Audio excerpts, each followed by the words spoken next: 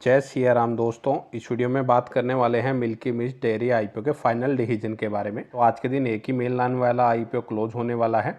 इस आईपीओ में total subscription कितना हो चुका है, अलॉटमेंट के चांसेस कितने हैं और कितना पैसा ये आईपीओ बना के दे सकता है, और अप्लाई करते हैं तो क्या क्या रिस्क इस आईपीओ में रहने वाले हैं, ऐसा लॉन्ग टर्म के लिए लगाएं या फिर शॉर्ट टर्म के हिसाब से इन्वेस्ट करें। ये सारी ही बातें डिटेल में डिस्कस करेंगे, तो लास्ट तक जुड़े रहिएगा। टोटल 1553 करोड़ रुपए का इशू साइज लेके आई है, 1428 करोड़ का फ्रेश इशू और 125 करोड़ का ओएफएस है। 140 रुपये का कट ऑफ प्राइस है। 107 शेयर कंपनी एक लॉट में ऑफर कर रही है। अलॉटमेंट की बात करें तो 14 अगस्त को पता लगेगा। लिस्टिंग अगर देखें ट्यूसडे के दिन 18 अगस्त के दिन मार्केट में होती हुई नजर आ सकती है। 14,980 रुपये की इन्वेस्टमेंट मिनिमम एक लॉट के लिए आपको इसमें करनी पड़ेगी। टोटल सब्सक्रिप्शन की अगर अभी तक की बात करें तो लगभग 2.5 गुना के आसपास सब्सक्राइब हुआ आईपीओ, जिसमें एम्प्लॉय कैटेगरी में 5.25 गुना, रिटेल में लगभग 2.5 गुना, वहीं एनआई कैटेगरी में भी 3.5 गुना से ज़्यादा भर चुका है और क्यूआईबी में भी 0.7 गुना यह आईपीओ सब्सक्राइब हुआ है। तो ओवरऑल अगर देखें रिस्पॉन्स ठीक ठाक देखने को ही मिल रहा है अभी तक। अलॉटमेंट के चांसेस किस कैटेगरी में ज़्यादा है, तो वो तो रिटेल कैटेगरी में ही रहने वाले हैं। लगभग 3.25 करोड़ के आसपास शेयर रिटेल कैटेगरी में यहाँ पे ऑफर किए गए हैं। वहीं उसके बाद एनआई कैटेगरी की बात करें 1.6 करोड़ के आसपास जो शेयर ऑफर हैं वो एनआई कैटेगरी में किए गए हैं। तो रिटेल कैटेगरी में ही सबसे ज़्यादा कोटा रखा गया है, तो उसी कैटेगरी में अलॉटमेंट के चांसेस काफ़ी ज़्यादा है। अब देखें कि पैसा कितना बनाएगा ये आईपीओ। तो करंट ग्रे मार्केट प्रीमियम के अकॉर्डिंग देखें तो 21.5 रुपये के आसपास ग्रे मार्केट प्रीमियम चल रहा है, यानी कि लगभग 15% के आसपास। तो यानी कि 10 से 15% के आसपास का लिस्टिंग इन करंट ग्रे मार्केट प्रीमियम के अकॉर्डिंग बनता हुआ नजर आ रहा है। 1500 से 2-2.5 हज़ार रुपये का प्रॉफिट। तो प्रॉफिट तो इतना कोई ज़्यादा नहीं है, लेकिन फिर भी क्या लिस्टिंग इन के लिए इस आईपीओ में अप्लाई किया जा सकता है या फिर लॉन्ग टर्म के हिसाब से अप्लाई करें, तो उसका बेटर आइडिया आपको इसे कंपनी के बिजनेस मॉडल से लगेगा। कंपनी ओवरऑल बात करें बिजनेस में काफ़ी अच्छी डिमांड है। डे टू डे जो डेयरी प्रोडक्ट होते हैं उसमें कंपनी बेसिकली डील करती है।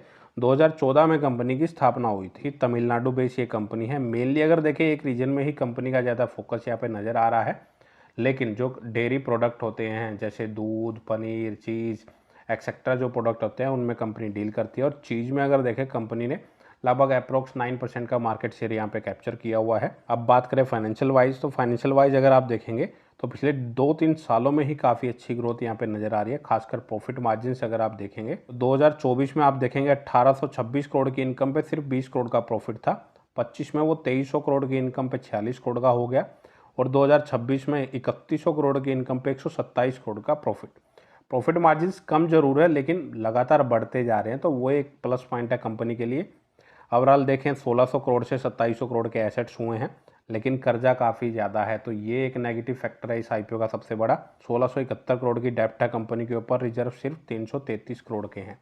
हालांकि जो आईपीओ से पैसा रेज कर रही है लगभग 500 करोड़ के आसपास की अपनी डेप्ट की पेमेंट कर देगी, फिर भी 1000 करोड़ से ज़्यादा की डेप्ट रहने वाली है, और रिजर्व अगर देखें 500 करोड़ से भी कम के हैं।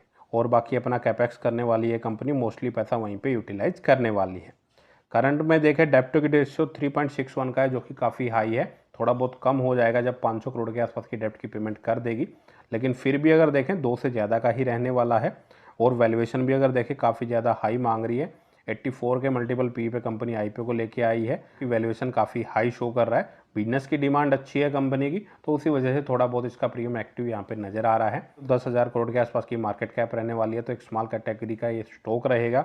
अब बात करें पैसा किस हिसाब से लगाएं, मैं अगर बात करूँ तो मैं लिस्टिंग इन के हिसाब से ही 10-15% के आसपास का जो लिस्टिंग इन एक्सपेक्टेड है उसी के लिए ही मैं लिस्टिंग इन के लिए पैसा इन्वेस्ट करने वाला हूँ। लॉन्ग टर्म का मेरा तो फिलहाल कोई व्यू नहीं है, क्योंकि वैल्यूएशन काफ़ी हाई मांग रही है कंपनी। तो बाद में अगर देखें करेक्शन आती है मार्केट में तो काफ़ी ज़्यादा पिटाई भी होती हुई नज़र आ सकती है। बाकी आने वाले क्वार्टर्स में कैसा परफॉर्मेंस करेगी वो उस पर भी डिपेंड करेगा। तो चॉइस आपकी है, लॉन्ग टर्म के लिए पैसा लगाएंगे या लिस्टिंग इन के हिसाब से। जो भी अपना डिसीजन ले बेटर रहेगा डिटेल में स्टडी करके जरूर चले। तो इस वीडियो में इतना ही। अगर आपको वीडियो अच्छी लगे तो वीडियो को लाइक और चैनल को सब्सक्राइब करना ना भूलें। जय सिया राम।